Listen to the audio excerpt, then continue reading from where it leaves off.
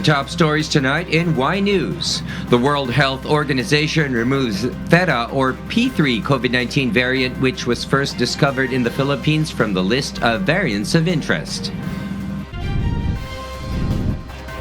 The WHO blasts rich nations for vaccine nationalism as the global COVID-19 death toll passes 4 million.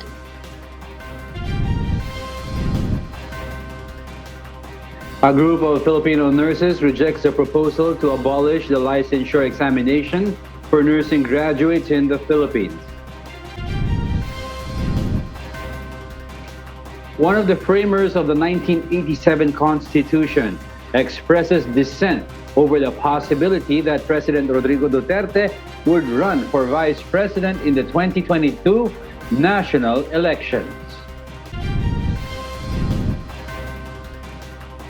Haiti President Jovenel Moïse killed in an attack on his residence. 4 suspects in the assassination were killed by the police.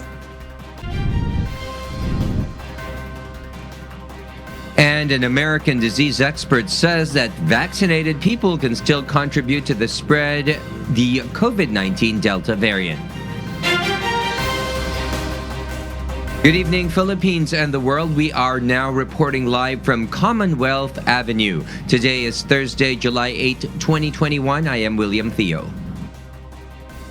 Join us in the next hour as we deliver today's top stories around the country and in other parts of the world. I'm Angelo Castro III. We are also seen in 1,935 satellite monitoring centers nationwide and via live streaming worldwide through the UNTV News and Rescue social media accounts and our website, untvweb.com. I'm Herlene Delgado. First in the news, the P3 or Theta variant that was first discovered in the Philippines is no longer a variant of interest according to World Health experts. A special advisor to the National Task Force Against COVID-19 urges the government to further intensify its contact tracing and testing efforts amid the threats of new variants. Our health correspondent Aiko Miguel will explain why. The World Health Organization has removed the P.3 or Theta COVID-19 variant in the variant of interest or VOI classification. P.3 variant was first discovered in the Philippines last January 2021 and was designated as a VOI last March 24, 2021. WHO now designated P.3 under alerts for further monitoring. The WHO says this is because detections of P.3 has decreased over time, suggesting a decline in their respective incidence worldwide. P.3 has also diminishing public health risk relative to other variants of concern and variants of interest.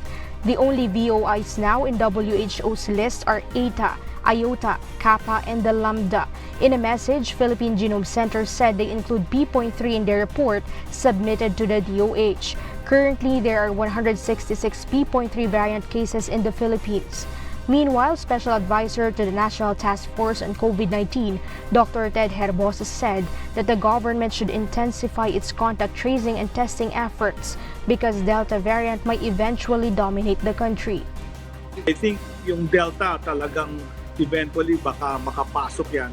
Ang next step ay tingin natin yung contact tracing, yung test, trace, and treat. No?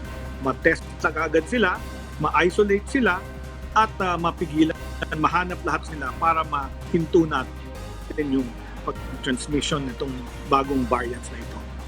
90 countries have recorded dominating Delta variant cases, and Philippines is one of the few countries with few Delta variant cases. The Philippines should also not loosen border controls while more Filipinos are receiving their COVID-19 jab. The Philippine government should also learn from neighboring countries like Indonesia. Napasok sila, hindi pa sila tapos sa kanilang pagbabakuna, and isa sa mga nakita ko sa nangyari sa kanila, binaba nila kaagad yung kanilang quarantine rules, no? So parang ginawang 5 days yata. So maraming nakapasok na Delta variant. We need to keep our border control strict. Dr. Herbosa also emphasized experts can recommend which countries should be included in the travel ban list, but this should have a concrete basis. Depende yan kung predominant na yung Delta variant. So very important lang na naintindihan natin yung science dyan.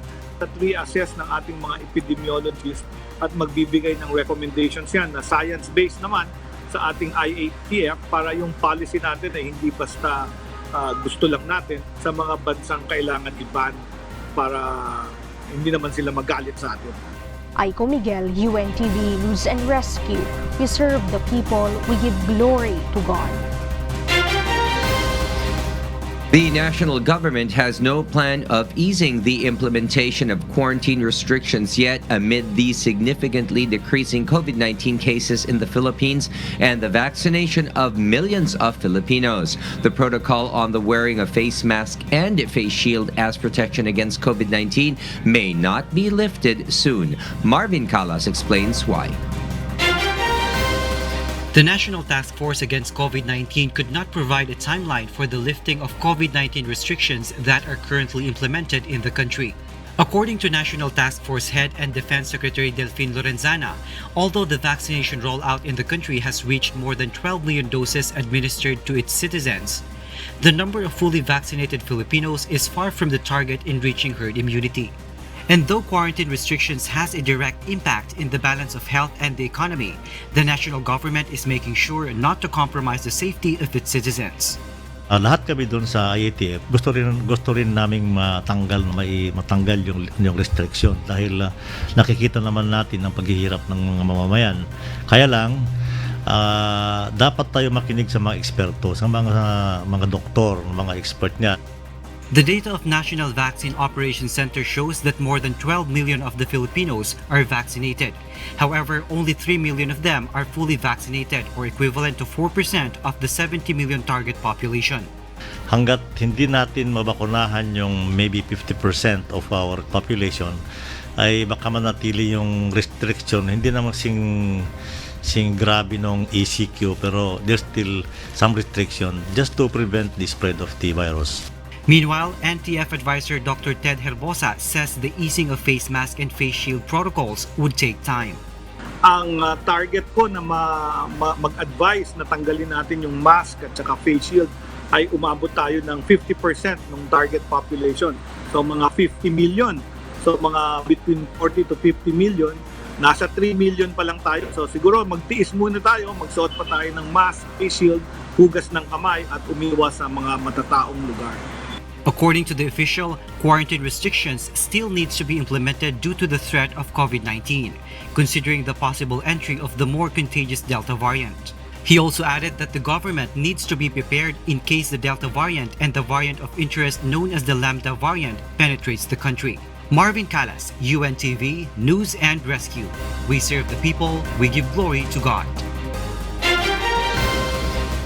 Meanwhile, the country again tallied over 5,000 new COVID-19 cases today after 5,484 more people got infected, pushing the total number to 1,455,585. In its latest case bulletin, the Department of Health said the number of active cases in the country slightly went up to 49,036. Of these, 90.9% are mild, 3.7% are asymptomatic, 1.62% are moderate, 2.2% are severe, and 1.5% are in critical condition. The DOH also reported 3,925 more recovered patients, pushing the total number of recoveries to 1,380,899. The number of COVID-related deaths rose to 25,650 with 191 fatalities. More than 4 million people have now died from coronavirus disease 2019 worldwide, as some countries are still struggling to vaccinate their people. Queenie Rivera tells us the details live. Yes, Queenie? Herlian, the World Health Organization says the world is at a perilous point in this pandemic, as the global toll of confirmed deaths from COVID-19 surpassed 4 million. The grim milestone was crossed as several Western countries are preparing to loosen the restrictions and unlock their economies completely, while several Asian countries are facing a COVID crisis. WHO Chief Tedros Adhanom Ghebreyesus castigated rich countries for hoarding vaccines and protective equipment. Some countries with high vaccination coverage, are now planning to roll out booster shots in the coming months and are dropping public health social measures and relaxing as though the pandemic is already over. As per a Reuters analysis, it took nearly a year to record 2 million COVID deaths. However, the next 2 million deaths were recorded within 166 days. The US, Brazil, India, Mexico, and Peru have recorded 50% of total deaths in the world. With unreported death cases, such as in India months ago, the WHO estimates that the world death tally could be around 6 to 8 million. Tedros urged countries to drop vaccine nationalism and help the poorer nations by donating vaccines to them through the COVAX program. From a moral, epidemiological, or economic point of view, now is the time for the world to come together to tackle this pandemic collectively. Back to you, Herlene. Thank you, Queenie Rivera, reporting live from Singapore. Some groups of nurses have opposed the proposal to study the possibility of abolishing licensure exams. The health department chief also believes a thorough study is needed before considering the proposal. Here's the report. Registered nurse Jack De Ocampo passed his licensure exam in 2007. As a health professional, De Ocampo believes passing the exam plays a huge role in their work, which is to save lives. So nagbibigay yun ng assurance sa mga pasyente natin, sa publiko, na you are qualified and eligible to practice nursing profession.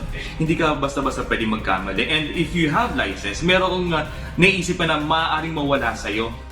The Philippine Nurses Association, or PNA, also believes that there would be an immense impact should the nursing board exams be abolished. This as they oppose the proposal of Labor Secretary Silvestre Abello III to study the possible scrapping of licensure exams due to concerns on costs and burden to graduates. According to PNA National President Melbert Reyes, removing the board exams would lower the country's quality of education and the competencies of healthcare professionals. It would also risk the qualification of Filipino nurses who want to venture abroad.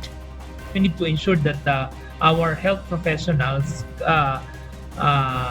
can take care, no, of the Filipino people's health, no, ng maayos, no, that they can competently do their duties and responsibilities. Kasi alam mo, Arlene, buhay yung hawak ng ating healthcare professionals, ano.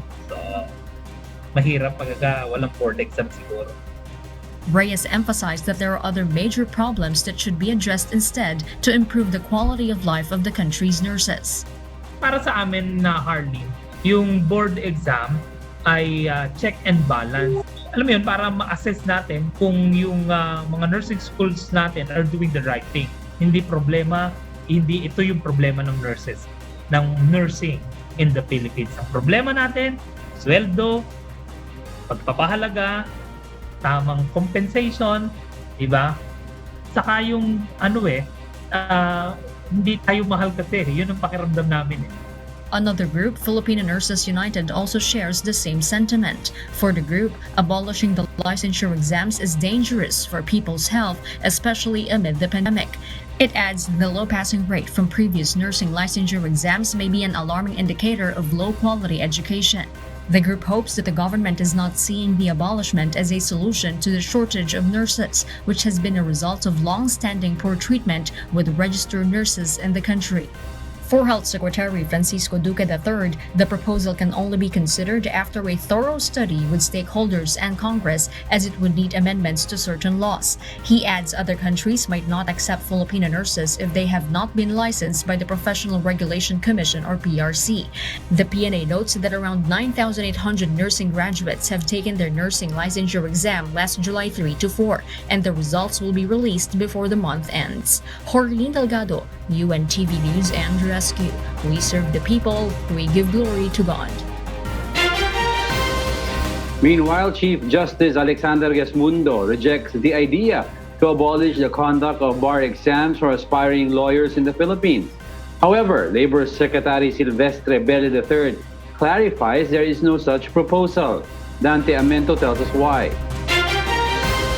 Labor Secretary Silvestre Bello III says he was not proposing to scrap the board and bar examinations in the country, but he was only urging concerned agencies to study it. Bello earlier raised the idea of graduates not taking board and bar exams since they have already studied for years. Meanwhile, Supreme Court Chief Justice Alexander Hismundo rejected the idea as it is mandatory under the rules of court, particularly under Rule 138 on attorneys and admission to bar. Hismundo stresses it is important to make sure that those who will join the legal profession are competent to perform their duties not only to the court but also to their clients and to society as a whole. There's a specific rule under the rules of court that provides the mandatory taking a bar examination as well as its coverage. So for as long as it's in the rules of court, we have to comply with it. Hismundo added, bar exam is the traditional way of measuring who can join the legal profession, which is vested with public interest. But aside from tradition, it is important that we make sure that those who join the legal profession are competent, that they can, perform their duties as lawyers, not only to the courts, but also to their clients and to the society as a whole. So the qualifying exam for legal professionals should be there and continue. Though Hismundo clarifies he respects Secretary Bello's view. I respect Secretary Bello's opinion, but as far as I am concerned, we should maintain the bar exams so that we can test the qualifications of those who aspired to join the legal profession. As I said earlier, the legal profession is vested with public interest, and we should see to it that only those who are fit and qualified to join the ranks of legal profession meets the standards required of them. Meanwhile, bar exams will be conducted in November 2021. The number of examinees is expected to be doubled after the bar exams last year were postponed due to COVID-19 pandemic. Dante Amento, UNTV, News and Rescue. We serve the people. We give glory to God. As companies contemplate strategies to create a safe workplace for their employees, some have suggested segregating unvaccinated workers. However, the Labor Department says the idea is impractical. Ray Pelayo explains why. Assigning separate workplaces for vaccinated and unvaccinated employees may need further study, according to the Department of Labor and Employment. Although DOLE recognizes the need for a safe place as proposed by Presidential Advisor for Entrepreneurship, Joey Concepcion, such a measure would entail additional expenses. Workers group ALU-TUCP also share the same views on the matter. Ang problema nito kapag ito ay ipinasa pa doon sa expenses na dapat ibigay nila sa mga manggagawa, hindi naman tama yon. Tanhusay said, though they also recognized the need to protect the workers in workplaces, the implementation of standard health protocols would be enough for now to prevent the spread of virus in offices. Marami naman na mga manggagawa ang desidido na magpabakuna. Ang problema sa kasalukuyan, kulang yung bakuna. Go Negosyo founder and Presidential Advisor on Entrepreneurship, Joey Concepcion, raised the idea of providing separate workspaces considering the rate of transmission of COVID-19, especially in confined offices, which makes unvaccinated workers vulnerable to infection. He proposed such a measure in anticipation of what would happen in October when more workers would likely be allowed to return to physical work sites following mass vaccinations. Concepcion suggests an analysis on the issue as early as now, especially because it also involves public transportation. He stressed, however, that his proposal doesn't intend to discriminate. Siyempre, yung hindi kumuha ng vaccine, pwede silang mas madaling sila maawaan, di ba? That's non-discriminatory. Mapasok na rin sila, nagpapasok rin sa opisina, walang problema. Pero isang lugar. Concepcion said, adding that workers are more productive in physical workplaces than working from home. Ray Pilayo, UNTV News and Rescue. We serve the people, we give glory to God.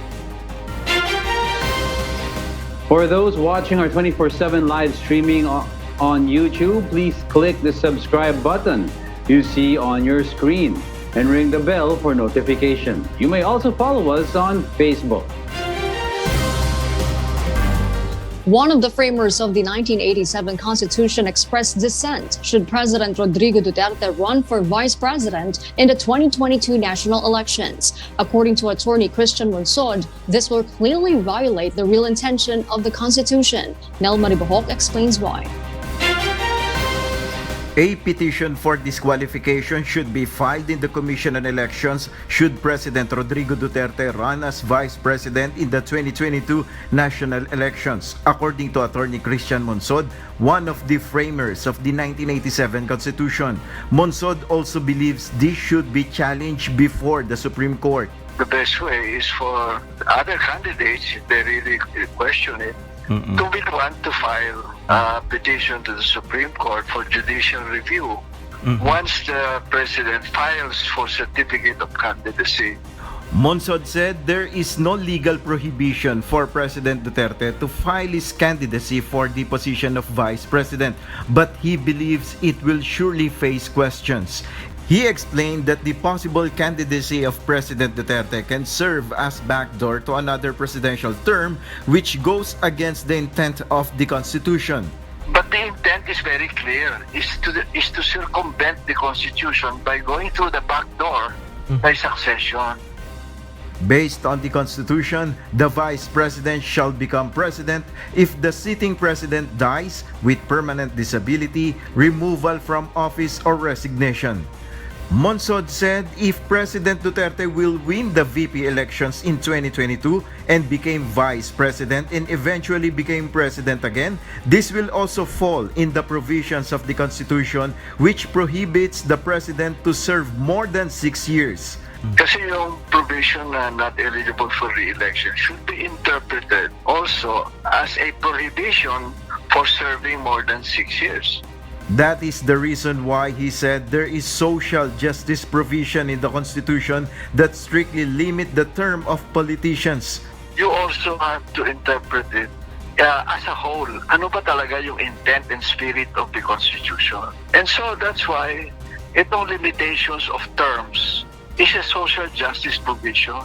The Partido Demokratiko Pilipino Lakas ng Bayan or PDP Laban formally urged President Duterte to run as Vice President in the coming elections.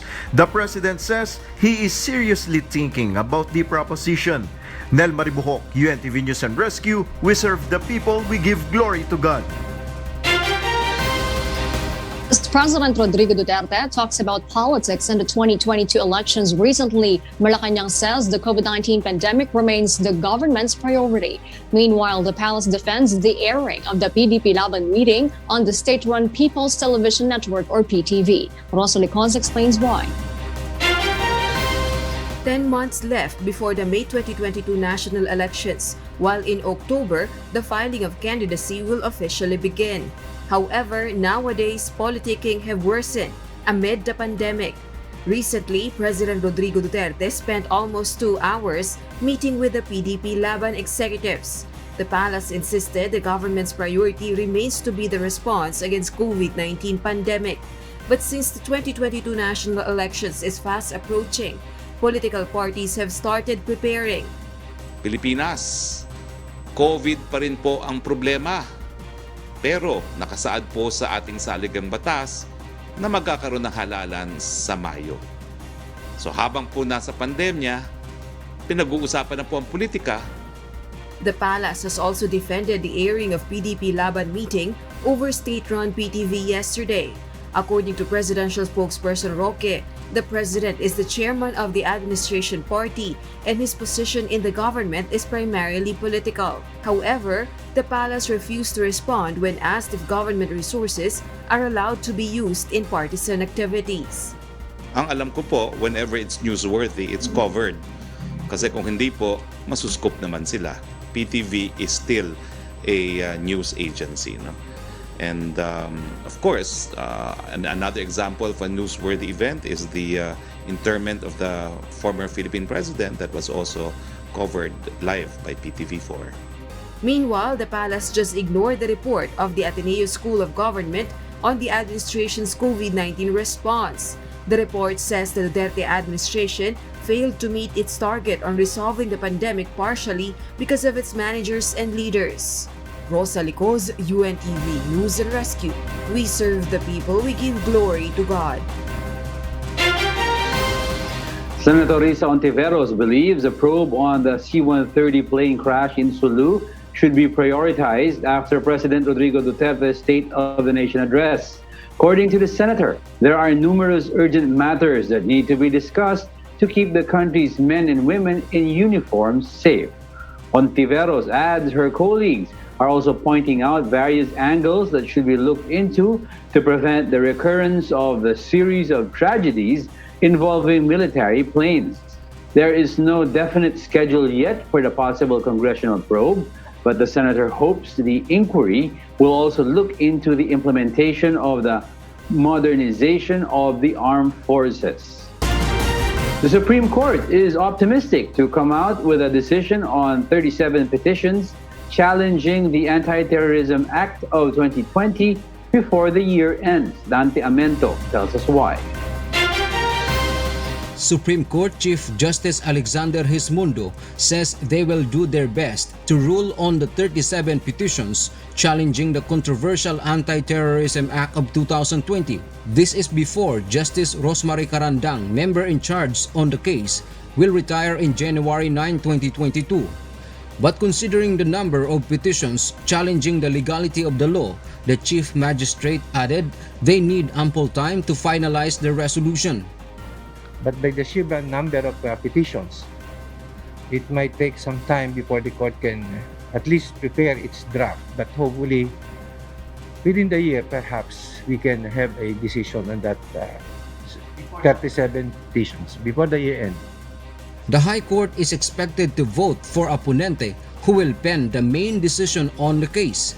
Both parties, or the petitioners and the Office of the Solicitor General, have already submitted memoranda or the summary of their arguments. Just received the parties' memorandum about last week, 2 weeks ago.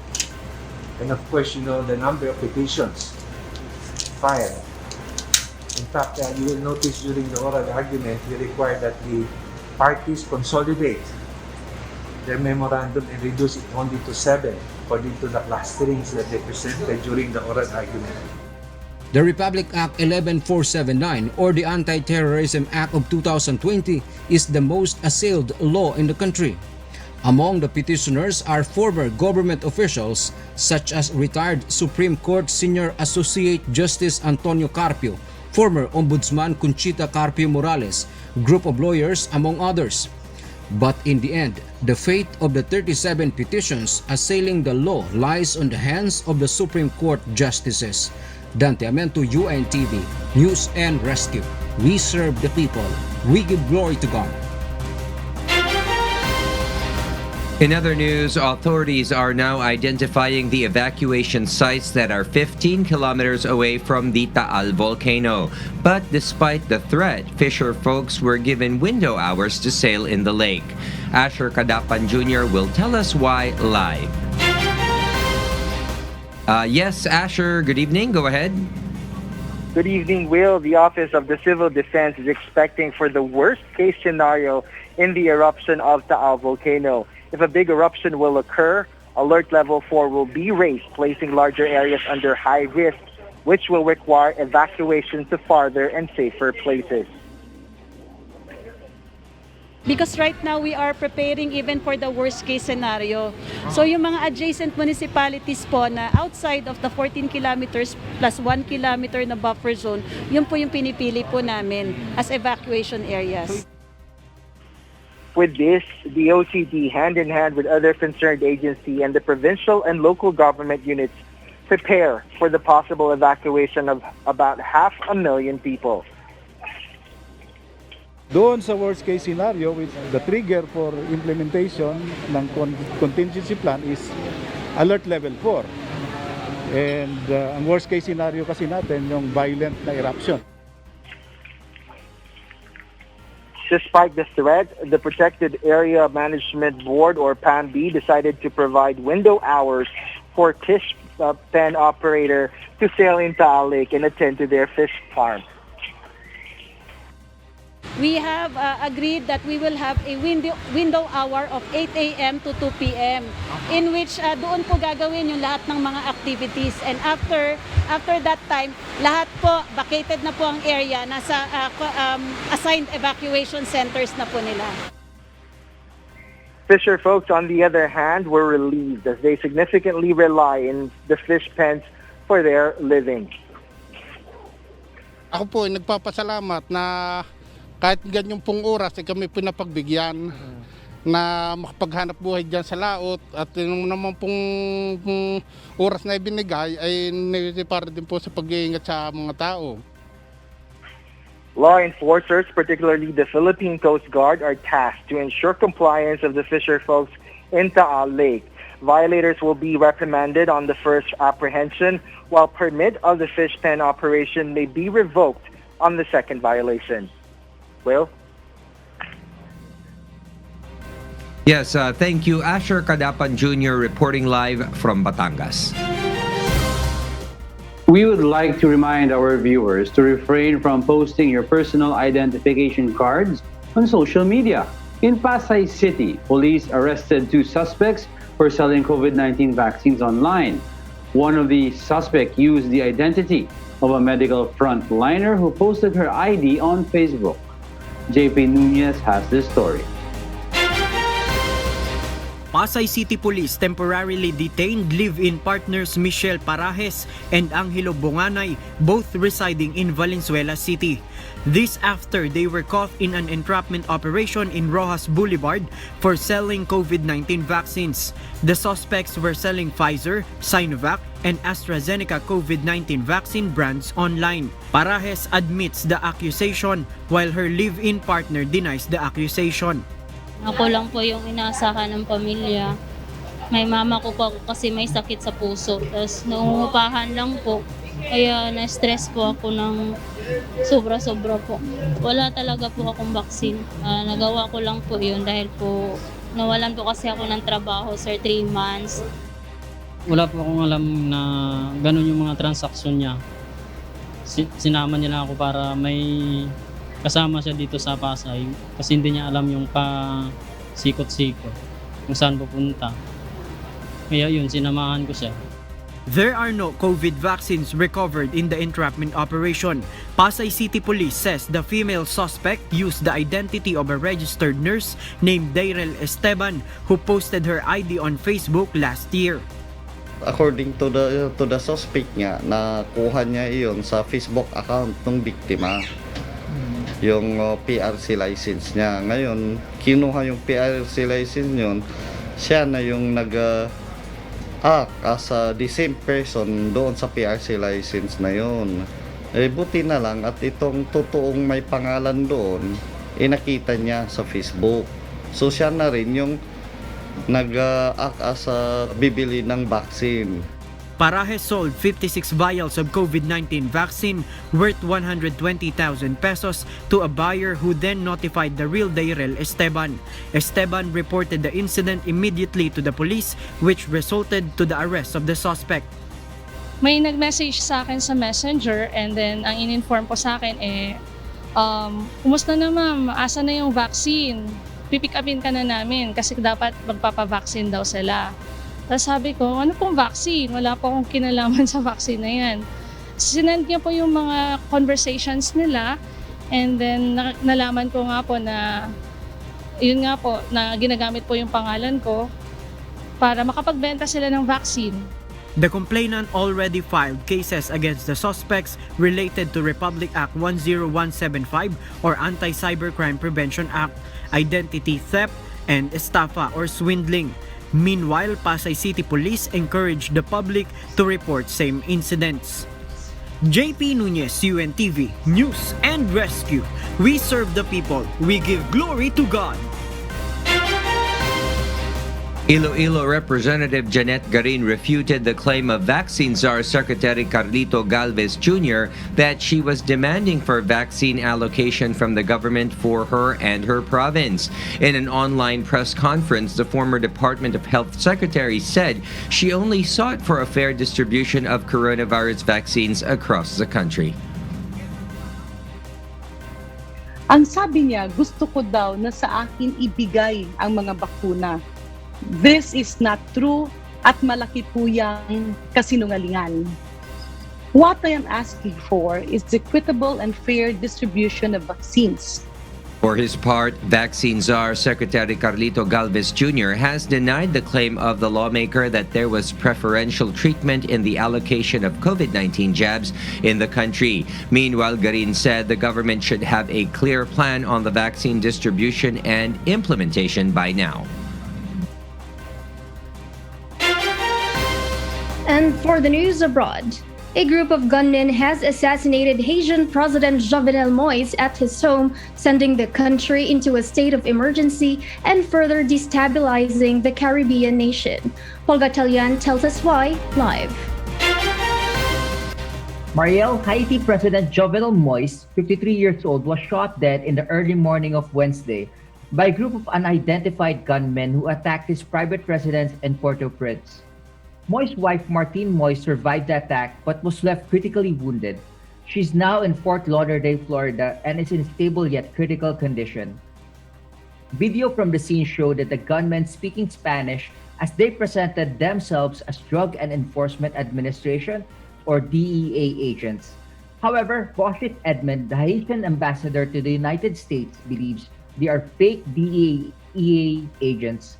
Haiti has asked the U.S. government for assistance with investigation. Meanwhile, hours after the president was assassinated, 4 suspects were killed by the police in a gun battle and 2 others were arrested, Haiti's police chief said. The authorities did not name any of the suspects or cite any evidence linking them to the assassination. The country has been reeling from violence for weeks. Addressing the nation in a televised statement, the acting Prime Minister Claude Joseph declared a state of siege in Haiti and pleaded with citizens to remain calm. Mariel? Paul, you've mentioned that the country is under a state of siege. What does it mean? Mariel, under the state of siege or state of emergency, national borders are closed and martial law temporarily is imposed, with Haiti's military and national police empowered to enforce the law. Mr. Joseph said that all measures have been taken to ensure continuity and that democracy and the republic will win. Back to you, Mariel. Thank you, Paul, for that live report. A possible state of emergency in Tokyo is being considered by officials just 2 weeks ahead of the Olympics. Marvy Delfin will tell us why live. Yes, Marvy, good evening. Mariel, the upcoming Olympics, scheduled to begin on July 23, could be held under a state of emergency as the number of COVID-19 cases in Tokyo continue to rise. A state of emergency could mean new restrictions, including the banning of all spectators from the Olympics.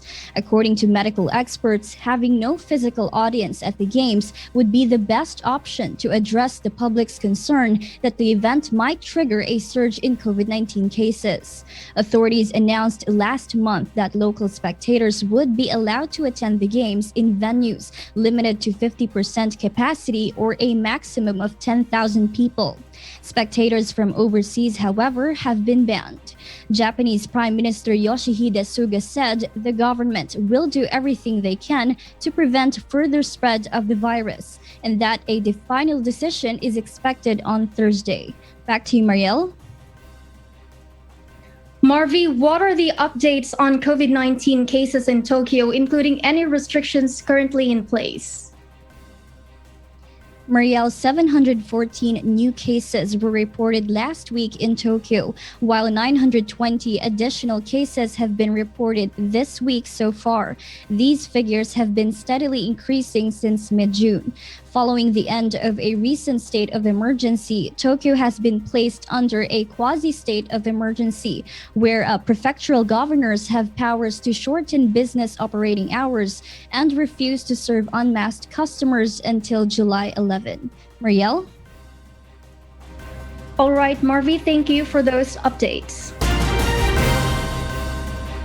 Meanwhile, a leading health expert in the United States said undoubtedly that Americans, even vaccinated, can help spread the Delta variant. RK Liorca will tell us why live. Yes, RK.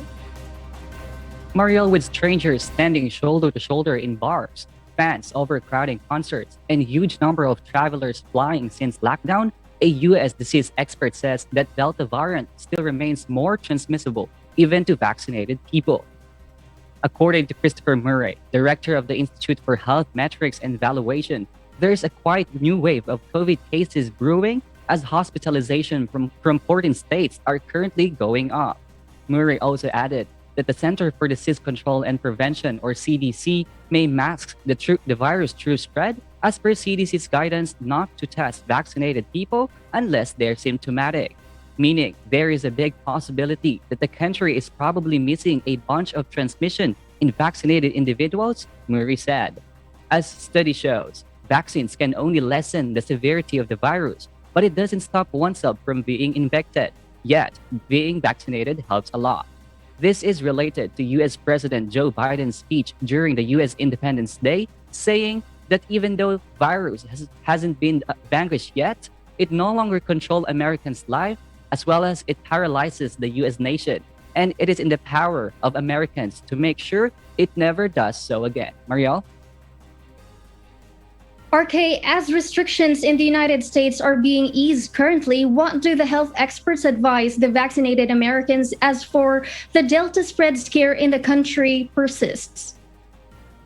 Marielle, health experts advise the public not to be complacent by continuing practicing social distancing, as well as believing on the power of masks, as it further prevents from transmission of the virus from the country. Back to you, Marielle. Thank you, RK, for that live report. And those are the reasons behind the news in other parts of the globe. I am Maria Latoza, live from Perth, Australia. Good evening. A group of seafarers believes that the government's move to include them in the vaccination program will boost the maritime industry in the Philippines. Janice and Henta will tell us why.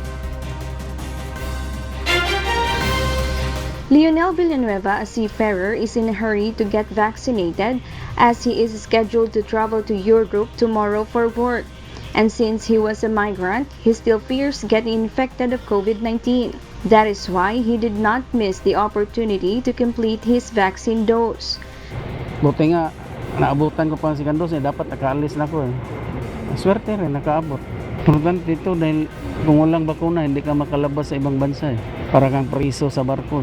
Bawal bumaba, bawal lahat. Hindi ka makababa sa pier.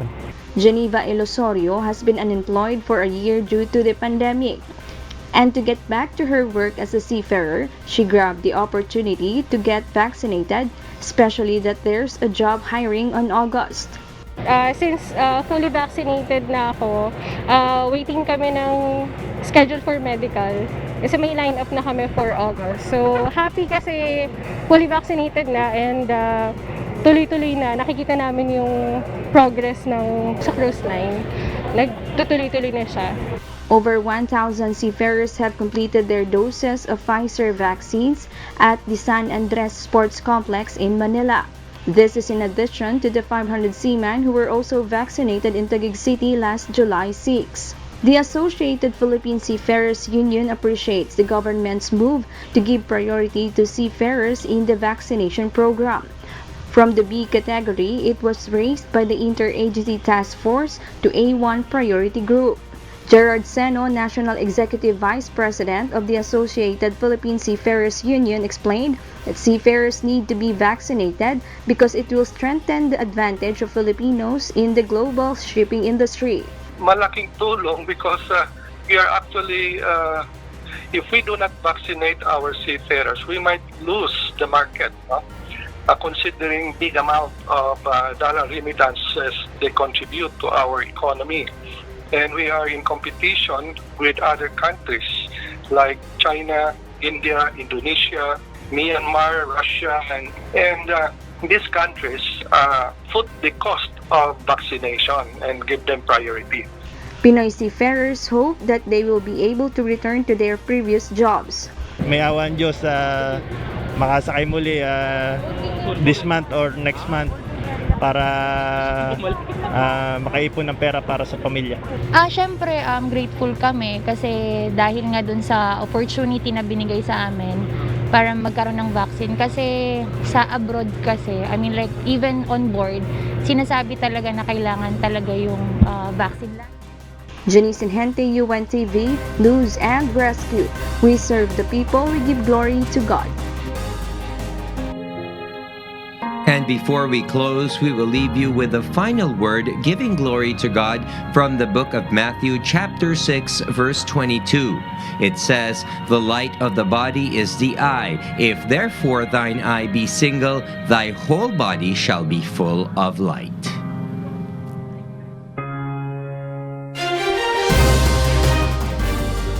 And those are the reasons behind the news, July 8, 2021. I am Herlene Delgado.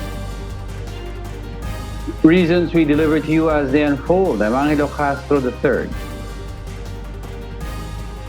And because we need to know, we will always ask why. I am William Theo. We serve the people. We give glory to God.